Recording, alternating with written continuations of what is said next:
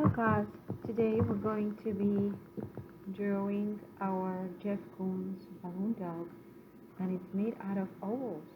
And everybody's gonna get a little oval to trace if you need to trace an oval shape. What is an oval? It's almost a circle. So oval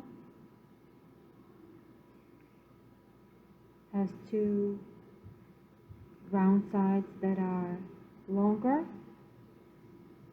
than the sides.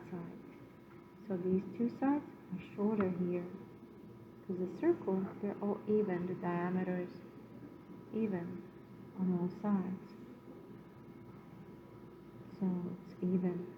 But the oval's diameter here is longer than the diameter there. So today we're going to be learning about ovals, and we're going to make a balloon dog. We're going to send our name and our class code.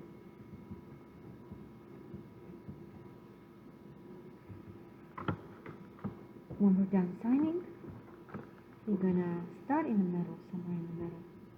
We're going to visualize our oval shape here, and we can use it as a stencil too.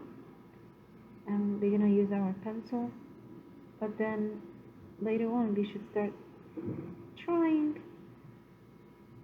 to finish the oval without just using the stencil. So try to practice that oval shape with your hands, okay?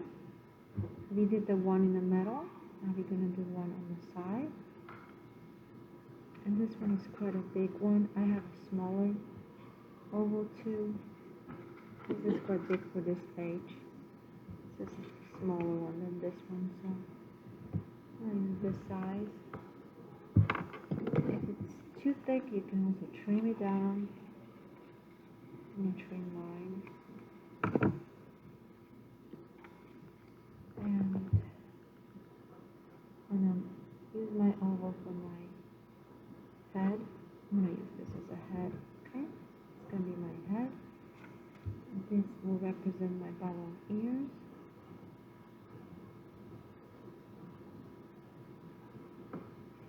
And again, we're going to practice a little bit freehanding too. So we're going to try to draw with free hands and make this oval into two.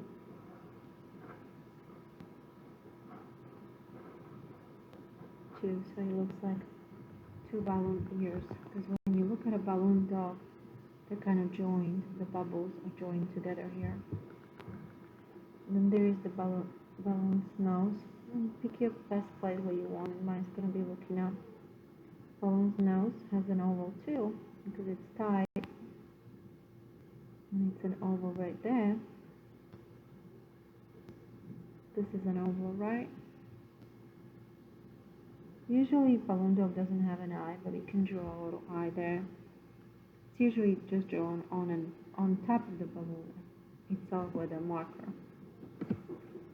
Okay, now we're gonna decide where we want our legs to be. Mine is gonna have them far apart, looking like he's running. And I'm gonna get the size and where I want it, but then I'm gonna try to practice freehanding my ovals.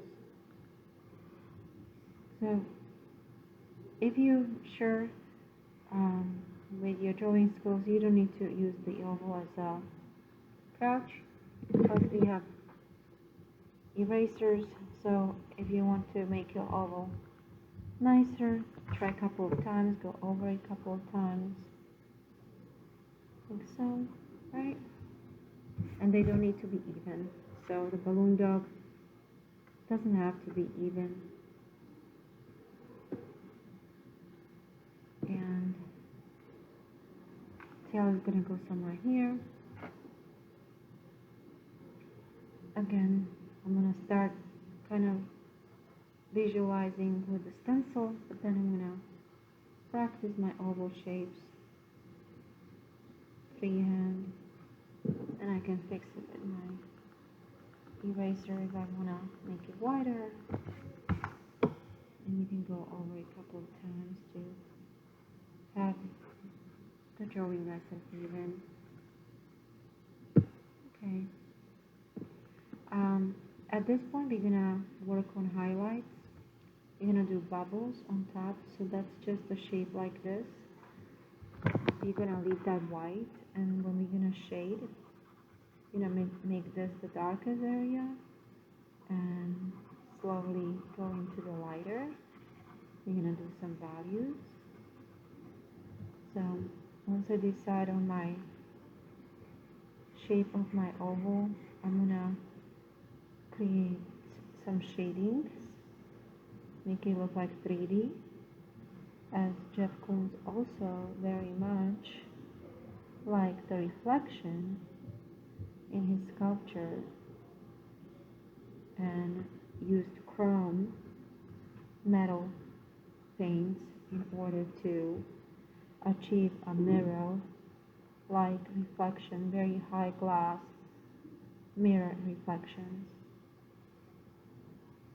So we're gonna shade our balloon dog. This can be done with pencil, or you can start deciding what color you wanna your balloon dog to be. So it could be shaded with pencil and crayon over, give it an extra dimension, and it's also gonna speed up my drawing process. I could erase this part and decide which one I wanna keep. You wanna erase this part and keep the head.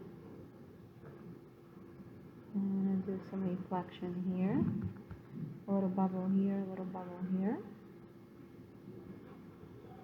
I'm gonna do that shading I did.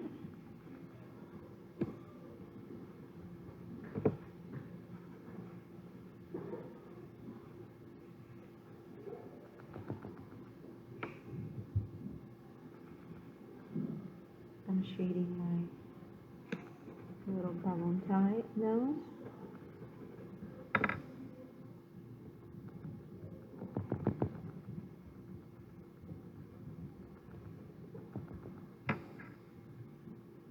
We're gonna continue adding these bubbles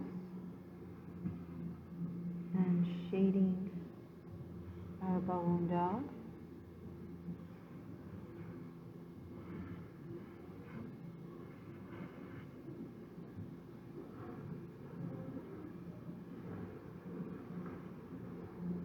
And then I'll shade it all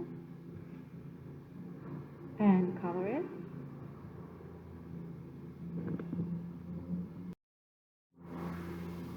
And when you're finished with your shading and coloring outlines and coloring in, you can do some foreground, some grass, some textures. You can draw a person or a house depending what size you want. If you want the sculpture to appear large, make a house that is small on its side, and you can be creative about it. You can do a tree next to it, some hill, whatever you like in the background of your sculpture. And now is your turn.